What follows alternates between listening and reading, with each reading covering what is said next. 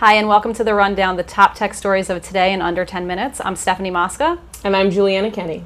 And today we'll be talking about a couple of different topics that have been pretty big on the wires this past week. One involving Microsoft, who made a pretty big announcement in terms of the tablets they're going to start manufacturing. Mm-hmm. We've also got a lot of Facebook news in the shoot, lots of hype about that company recently over the last couple of days. And we're going to wrap up with a special guest. Carl Ford will be joining us today, community developer for Crossfire Media. He'll be talking to us a little bit about the controversy over the Google Maps that have been dropped from Apple's new operating system. So why don't we start with the Microsoft announcement? The Surface tablet came out, the announcement came out last night, and so it has kind of like rocked the tablet PC world as we know it right now. A lot of that, having to do with the seeming rivalry with Apple's iPad and what that actually means for tablet manufacturers, PC manufacturers, consumers, and businesses. The question is, will it actually compete with the iPad, or is it going to be kind of in a league of its own?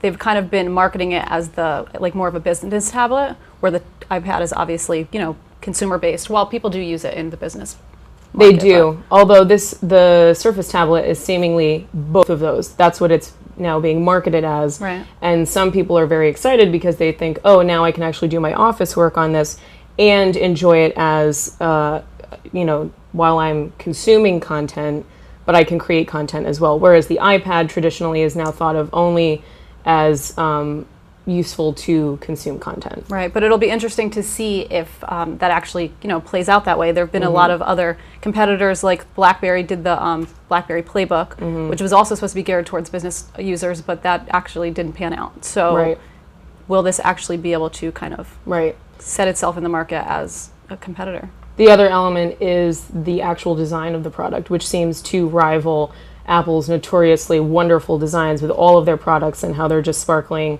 pieces of machinery. And Microsoft has never been known for anything like that before. So I think that's why everyone's sort of up in arms about this. And it's actually coincidental because when Apple first kind of started branding the tablet, there was a keyboard involved. But they kind of went back on that, so Microsoft is kind of trying to, bring that back into effect to see if it'll work. So we shall see how that goes. Yeah. All right. Next item on the agenda is the Facebook news recently. Well, there have been many issues with Facebook regarding privacy, lawsuits, and of course the disappointing IPO. But most recently, I think it was yesterday, Facebook announced that it is acquiring Face.com. Correct. Which has sort of been expected of the company for a while, so no one's really surprised on that. So Face.com is a facial recognition company, which it's kind of coincidental because of Instagram, obviously, the big partnership with them. So this will kind of just reiterate Facebook's place in the photo sharing market. Although that good news is kind of blocked out by the fact that its disappointing IPO is still rocking the market on all fronts. It's had economic impacts across, basically the whole United States, now that many companies have decided not to issue their IPOs this year because of what happened with Facebook. And Facebook has sort of seemingly decided to blame NASDAQ on the technical side of things and, for its disappointing IPO, and sort of figuring out what the kind of the next what the step. Starting point was for that and why it happened the way it did. And they're pinpointing NASDAQ, and so there could be a lawsuit pending from Morgan Stanley.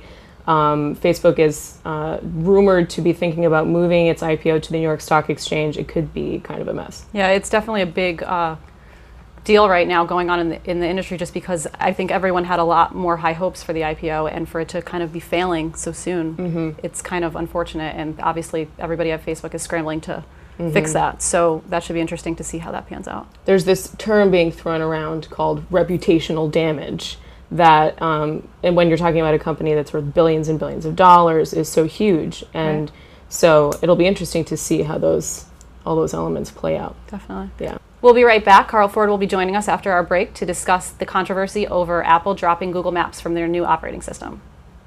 We're back with the rundown, and we're joined today by Carl Ford, community developer of Crossfire Media. Carl, thanks for being here. Thank you for having me. So you've written a lot of content in terms of the controversy around Apple dropping Google Maps from iOS 6, which is set to come out this fall. Right, and also just their general viewpoint as to how they're doing Mountain Lion 2. Exactly. I mean, if you watch what they showed you in the 2 hours of the special, what you really come away with is the fact that they're taking over search entirely. Maps is only one piece of what they're taking over. Right. So there's a concern there, which is how is Apple going to replace the back-end files and all the data from Google that it had used with its maps and now is replacing with its own? Yeah, I believe they've got some alliances behind the scenes with OpenStreet and some other places. But more importantly than that, it's just, there's been some controversy as to whether or not Google's been playing fairly all along. Our friend Lauren Weinstein writes a net neutrality discussion in which he's constantly pointing out that the Wall Street Journal seems to think that there's some malice in what Google does, but there's never been any proof of that. If you look at what Bing does and what other searches do, they pretty much are on the same par with each other using alternate sources. So I don't think that dog hunts. However, with Apple taking over their search control, it's a big question as to what that means for the whole revenue model for Google going forward. I mean, in theory, that's 400 million customers that are no longer going to be seeing the same kind of stuff from Google that they would normally see. Now they're going to see it from the Apple side. And I'm sure that there's a revenue model in Apple's mind as well as to how they're going to make money on that. So it's going to be interesting to see how it plays out. I myself am not an Apple fan in case Yes, no we one know that, reads me. Carl. Yes, I have Apple products. I'm always amazed at how well they're designed. I'm always amazed how well Apple gives me an environment that they control. The $64,000 question is, do I want a controlled environment or do I want to have a more open experience? And I think it's clear that Apple and Google are obviously competitors in terms of the smartphone and the tablet industry for their operating systems. Obviously, Google owns Android, but there was a time when, if you remember the 2007 announcement of the iPhone, when the CEO of Google and Steve Jobs were on the same stage, kind of making the announcement. So, yeah, well, he was actually, Google's Eric Schmidt was on their board, Right. on Apple's board, and there was a much better tie-in, and since then, kind of the worlds have diverged Right. a bit, and there's a lot of patent fights going on, which is why Google bought Motorola Mobility as well, which our friend Rick Witt is now the vice president in charge of the Motorola Mobility patent discussions and that stuff. So now, sorry, go ahead. The Google Maps issue was sort of shocking to people because they saw Google Maps and the iOS platform as just a natural marriage. And so now that there's this rift happening, the question is sort of like, well, what good is that going to do anybody? You know? see, the funny thing that hits me is I agree with you that from the masses standpoint, that's true. But, there was also the relationship with Yelp that was created. I'm sure that in the WWDC developer conference where Tim Cook gave the presentation, that there were at least 10 or 20 companies there that thought they were competing with Yelp, right? And now you're sitting there and basically there's a better integration between, iOS and Yelp, and the question for those guys is, are you left out in the cold? Who's your partner now? Are you doing the right thing working with Apple?